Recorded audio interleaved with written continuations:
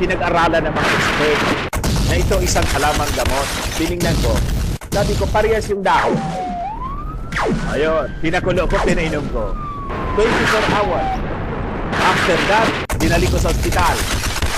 Takang-taka yung doktor. Mga kababayan. Ano ang nangyari? Simulan mo na po ang pagpapaintulot sa mga international flights para makabalik na po tayo sa normal. And please, Mr. President, not the new normal, please. The new normal is a dictate of a foreign power to kill the economy of our beloved country, Mr. President. We will not survive in the new normal. Magbabagsakan ang mga negosyo kasi hindi pinapapasok yung mga mamimili sa takot sa COVID. Mr. President, hindi man po kasing deadly ng kwento nila ang COVID. Niloko lang po tayo. Dito na tayo, mga kababayan, sa mga kuha ninyo.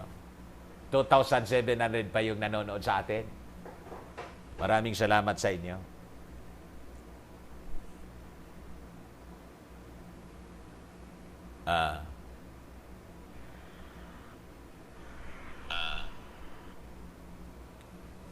SMC, Sir Dan, totoo ba na may planong talakayin sa Kamara ang mandatory vaccine? Baka magkagulo kapag wala pa akong update. Sa Amerika, yung Trace Act ay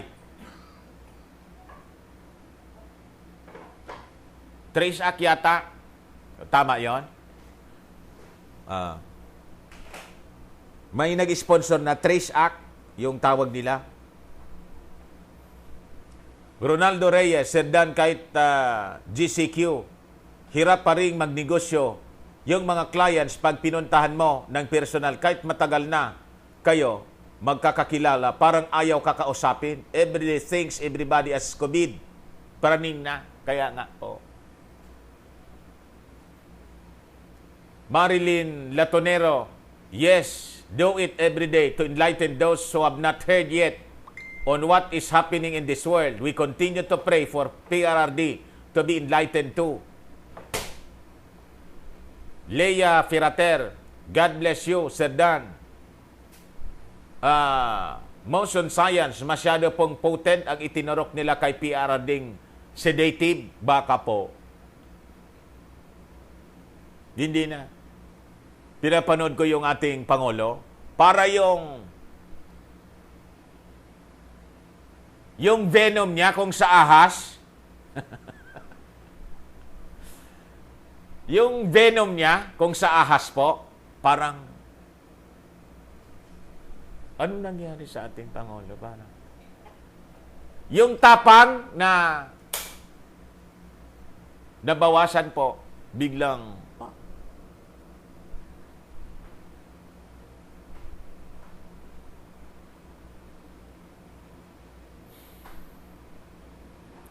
Pulakay, Sir Dan, ang virus nasa hangin kasi nasa loob ka ng bahay, andyan ang virus. Mabuti sana kung nawala. Wala yung Wala po sa hangin yung virus. Sabi ni Dr. Shiba, tayo mismo yung virus. Katawan natin may virus. 380 million virus ang nasa katawan natin. Bacteria, 69 million. Trillion pala. 69 trillion ang bakterya sa katawan natin. Panoorin nyo siya. Hindi tayo magkasakit kasi we have the immune system. Pag na-weaken yung immune system mo, simula, magkakasakit ka. William Manaig, salamat sa prayer, Kuya Dan. Kahit nagtututbrush ako, tumigil ako at pumikit ng nakayuko. Thank you, Kuya Dan. Amen. Kita ninyo. Alam po ninyo, every single soul na naliligtas araw-araw or minuto, kasi hindi lang naman akong gumagawa nito. Mga pastors, gumagawa nito. Spreading the word of salvation to people all throughout the world. Bawat isang maligtas na kaluluwa, palakpakan doon sa langit. Alam ba ninyo yon? Palakpakan doon.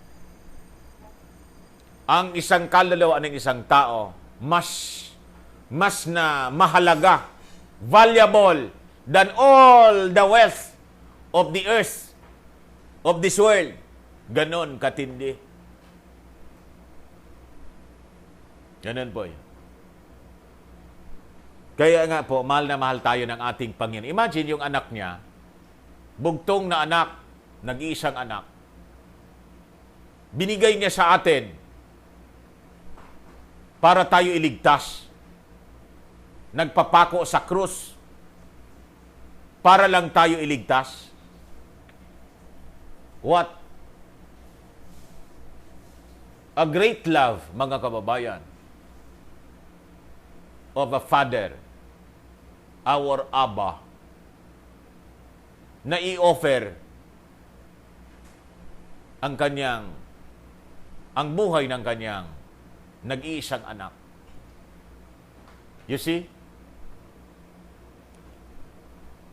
Daryl Bautista, yes po, kailangang magpa-araw dahil may vitamin D to boost immune system. Iyon na nga, bawal dun eh. Gusto naming magano. That's the reason po, actually. Hindi lang nila, silent lang sila, pero iyon ang intensyon, just like the wearing of mask. Imbis makatulong, nagkasakit ka. Baliktad na. Kaya sabi ko sa inyo, kung ano sinabi nila, huwag kayong maniwala. Pag sinabi nila, baliktad yung gawin ninyo. Di man yan magsasabi na yung kabubuti natin. Nita Adato, Sir Dan, tulad po ng anak ko, nag-work po siya sa SM Cinema. No work, no pay. Paano na po kaya yun? Magkano lang naman ang sweldo ng asawa niya? Sarado yung cinema. Pinicturean ko, cinema. Sarado. Yung mga manicurist, sarado yung parlor.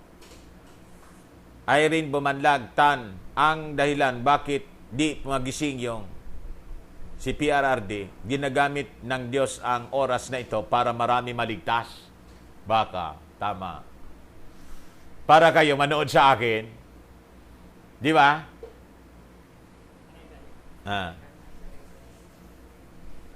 Ronaldo Reyes? Sir Dan, paano yung mga nag-suicide? Totoo ba na nag-suicide, hindi makapasok sa langit yung kaluluwa? Kinag-suicide, hindi nag-suicide, pag wala kang Christ sa iyong buhay, impyerno. Hala. He's the only way.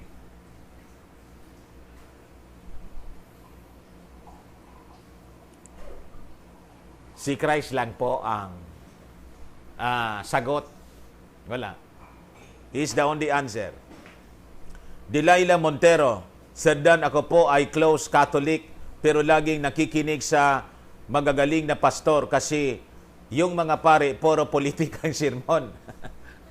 At sa mga artista, hindi ka non close Catholic, hindi ka na close. Open ka na. Close, open, close, open. Kung close, ang close Catholic po, hindi makikinig sa akin? Hindi. Hindi makikinig sa pastor? Hindi. Hindi magbabasa ng Bible? Yun ang close Catholic. Pero ngayon, na nakikinig ka sa amin, the Holy Spirit is actually working in you, opening your minds and heart for the gospel of salvation. The Word of God is, tawag doon? Tawag doon? Nakalimutan ko.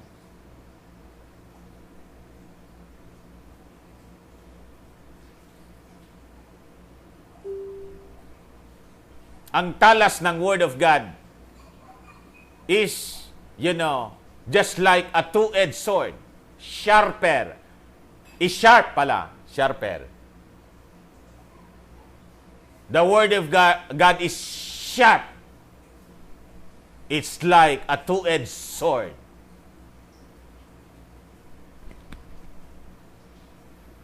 na parang tumutusok, mga kababayan, sa igaputuran ng inyong buto. Kaya kayo nakikinig sa akin. Ganon. Elena Lipata, The Journey of a Dialysis Patient. Nahipnotismo nila ang Pangulo. Kaya umina na ang tapang niya. Naging sunod-sunuran.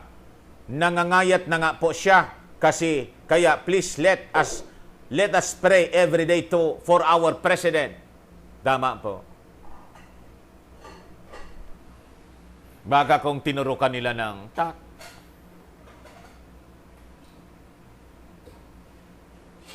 daming kalaban ng ating Pangulo eh. Iyon nakapaligid sa kanya. Pati nga dapat pagkain, mag-ingat yung ating Pangulo. Glenn Postigo, Sir Dan, huwag ka nang suminghot sa dagat.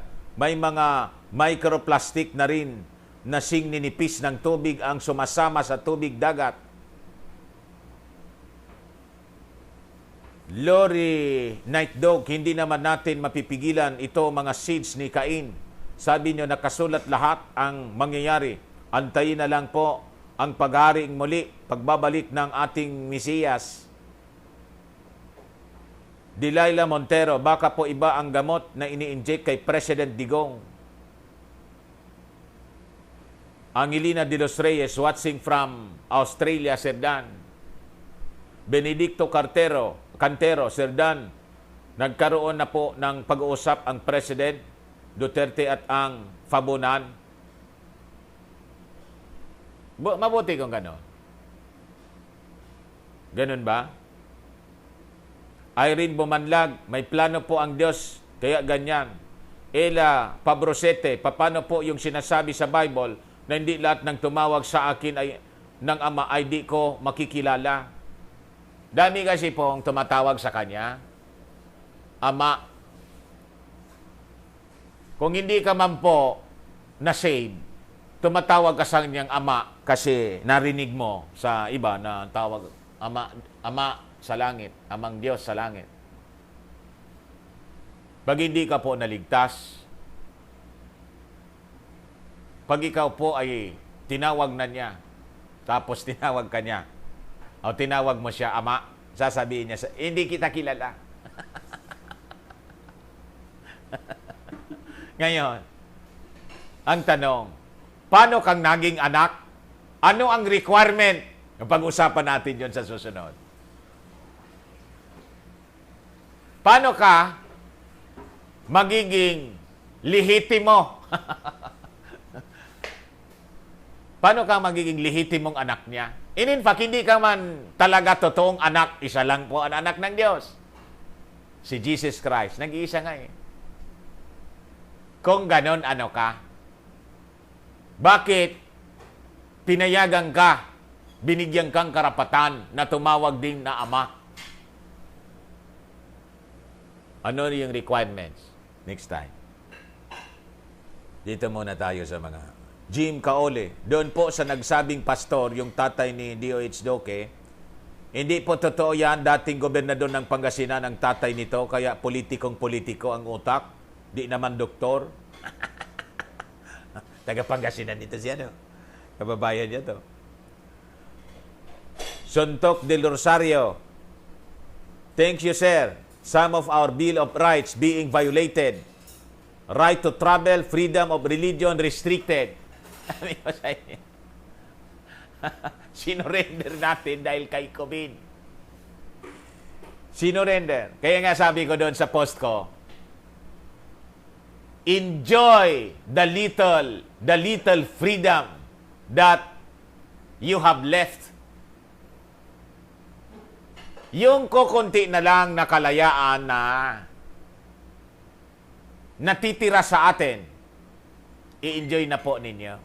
Because in the coming days, all this will be gone. Ganun na po siya.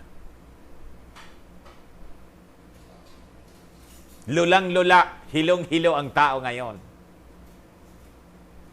Mary Jane Bato, ipag-pray po natin ang ating Pangulong Duterte. Panalangin po natin na bawat desisyon niya para sa ating bansa ay naayon sa kalooban ng ating Diyos. Motion Science, Lori Nightdog, agree. Ay, noon pa, nawala. May pumasok kasing dito naman sa sa mga messages sa pati dito sa text, ang dami. Good day po, Sir Dante. Ang mga opisyal ng pamahalaan natin walang imik sa mga protocol na ini-implement ng WHO. Hindi nila pag-uusapan kung anong magiging epekto sa ating bansa. Makakabuti o makakasama. Mga senador, congressmen, halos walang kibo. Pero kapag tungkol sa pera, pag-usapan diyan sila magagaling. Imbestiga agad, Sir Dan. Ang DOH ba anak ng WHO? Ano naman ang IATF anak ng DOH? Di apo ng ng WHO. Nako talaga, Tatay Bert ng Cavite, mabuhay po kayo. Pagpatuloy ninyo po ang live streaming, baka sakaling magising silang mga natutulog. God bless po. Ginigising ko nga po sila lahat kasi pati Pangulo po, based sa plano, wala ng Pangulo. No more presidents. Pati sa Imagine, tingnan ninyo yung lyrics ng Imagine. Imagine, there's no country, wala ng bansa. O, di ba? Doon sa kantang When the Children's Cry ng Lion, ano nga yun?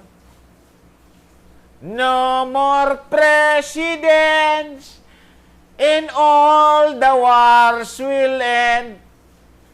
Wala na daw Pangulo. Mahal na Pangulo, yung posisyon po ninyo sa Pilipinas, gising na po.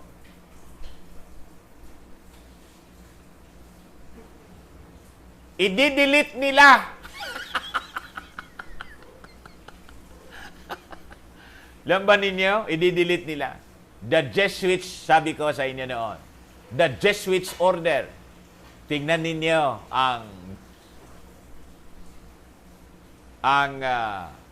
nabasa ko to. Before the eyes of the Jesuits, this country is not a nation. It is just their province. Maniwala kayo. Pag hindi kayo maniwala sa sinabi ko, iwan ko.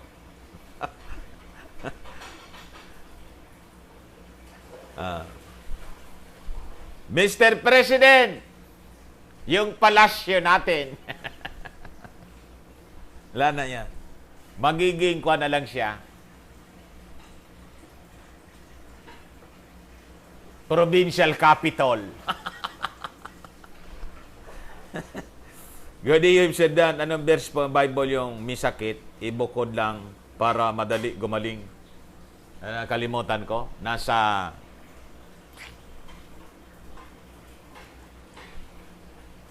Nakalimutan ko. Old Testament kwan yun. Baka naalala ng mga kwan natin. Sir, i-check mo sa YouTube title, COVID-19 Globalism, Perfect Storm. Nakita ko na po siya. Isa rin akong tagapanood ng iyong programa. Salamat sa katotohanan. Bukas na nga po tindahan sa aming bayan. Di ayos.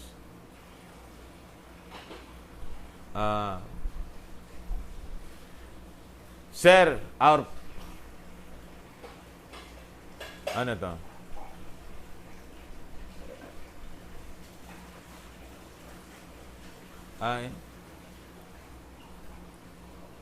Balik tayo dito sa mga kuha ninyo. Pagkikuhan nga, Kuya. Binasa ko kasi yung mga text mo naman kasi nanonood din yung mga texters natin. Nagre-react din sila sa cellphone. May 2,500 pa na nanonood. Leviticus. Yung sa leprosyon. Leprosy law found in Leviticus. Leviticus, tama. Anong ang kwan? Pwede niyong isi-search lang po ninyo dyan sa ano? Leviticus. Benedicto Cantero, Serdan, wala nang balita sa Dingbaksya, victims, at sa mga nasa likod nito. Purposely, talagang dinownplay nila yon. Binaon na sa limot. Para po, pag introduce nila ng bakuna, limot na yung Dingbaksya. Kaya nga po ako, constant yung reminder ko dito. Mr. President, yung sinasabi po ninyong bakuna, baka nakalimutan ninyo yung Dingbaksya. Bila Ubing, yung kanta ng asin na lupang pinangako, Serdan, relate din ngayon. Oh, this is the land of promise. Yung mga politiko natin, promise ng promise. O di, sakto. Jose Galimlim, Goyadan, I believe that we are living in the last days and I believe that our Lord Jesus Christ is coming near. White Lion Band, When the Children Cry. Oh, no more presidents. White Lion Band yon. In all the wars will end. Renato Limit, pray din natin po ng mga PSG ni Tatay Digong na i-protect siya. Alfredo Torrebilla, Serdan, nakikita ko po ang ating Pangulo parang nanghihina na po. Siya, sana po ay huwag siyang pabayaan ng ating Panginoon. Sabi ko sa inyo. Noong panahon, yung assassination ng mga leaders noong panahon, kuwan siya, lason, poison.